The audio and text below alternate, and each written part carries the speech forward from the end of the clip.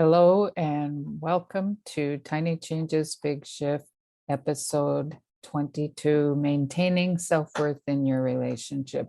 The first question that comes to mind is, why do I lose confidence in my relationships in the first place? Every relationship is different, of course, but our own level of self-esteem provides the base for us to operate in relationships from. So if I have low self-esteem, I may seek my partner's approval too often and become overly dependent on them. I may neglect my social life and lose sight of who I am.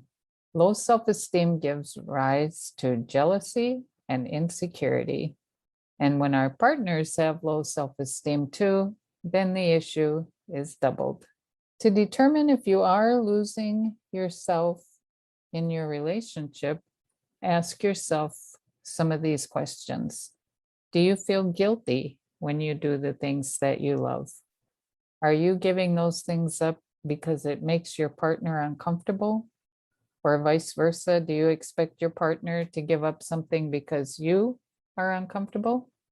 Do you seek your partner's approval before making simple decisions that you could and should make autonomously? Do you give up social, friends, and family time? This can lead to further isolation and feeling dependent. Do you secretly miss the freedom of a single life? And have you given up your own goals and dreams? What is healthy self-worth? That's feeling good about yourself. You see yourself as deserving respect from others. You are on your own team and give yourself dignity and understanding. Healthy self-esteem is learning to like and respect yourself, faults and all. Alternatively, with low self-esteem, you place little value on your opinions and ideas. You may often say, well, I don't care. Somebody says, where do you want to go eat? I don't care. You decide.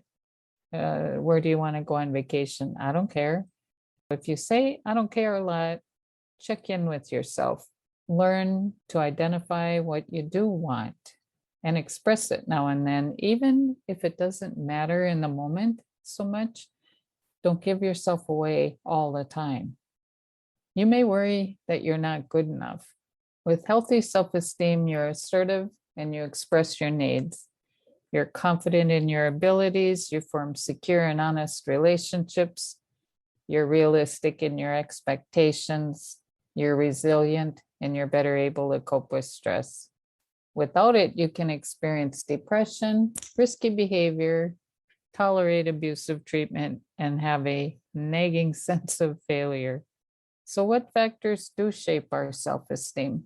As we grow, our beliefs about ourselves are formed from interactions with those close to us, parents, peers, teachers. While positive feedback contributes to healthier esteem, and criticism, teasing, or feeling devalued by others can lead to poor self-esteem, it's important to note that other factors contribute too. A large part is based on our own interpretations of those interactions, the stories we tell ourselves.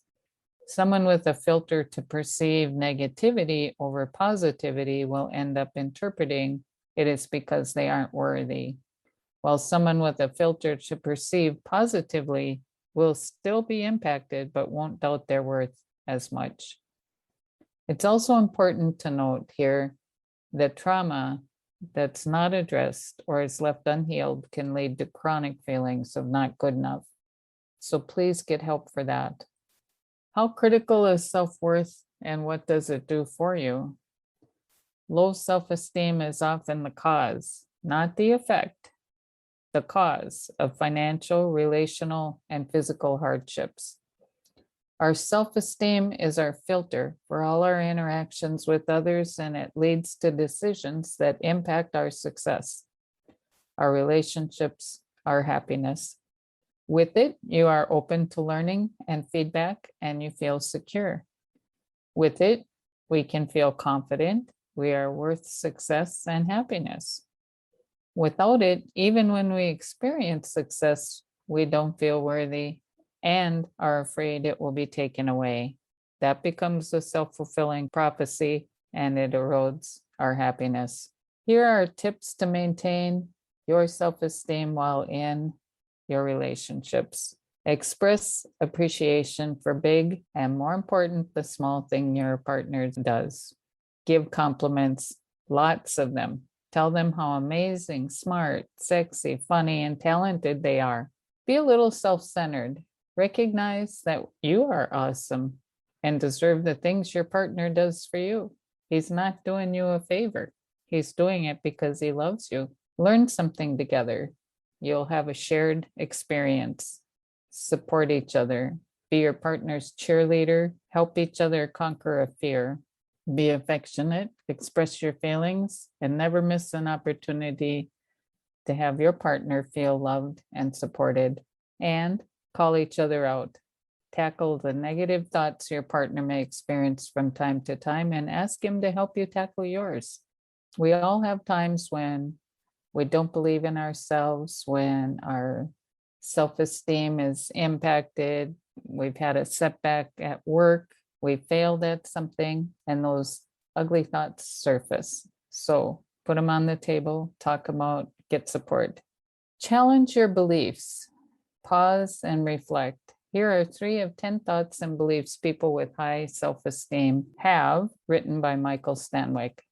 1, it's not about what happens, it's about how I respond to what happens. They remember that they are only responsible for their own feelings, thoughts, and actions. They don't stay stuck in victim or spend too much time on what's wrong right now. They know that their judgments are not necessarily correct. 2, I do what I love and I love what I do. They put their needs first. They know they can only love and help others to the extent that they love and help themselves. They look for win-win situations. 3, they know I see myself in others. Self-worth requires the belief that the world is like a mirror. If someone is judging you, it's because you are reflecting a part of them that they have not yet accepted. Self-worthy people are thankful for the challenging people in their lives because they see them as opportunities to learn more about themselves. As we know, my show is based on small changes that lead to big shifts. To maintain your self-worth in your relationships, think worthy thoughts and take worthy actions.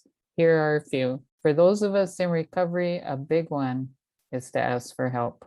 Be open, talk about it, let people in. Be aware of and cut back on how many times you say, I'm sorry. Save it for when you truly need to apologize. Learn healthier ways to communicate and use them when there's conflict.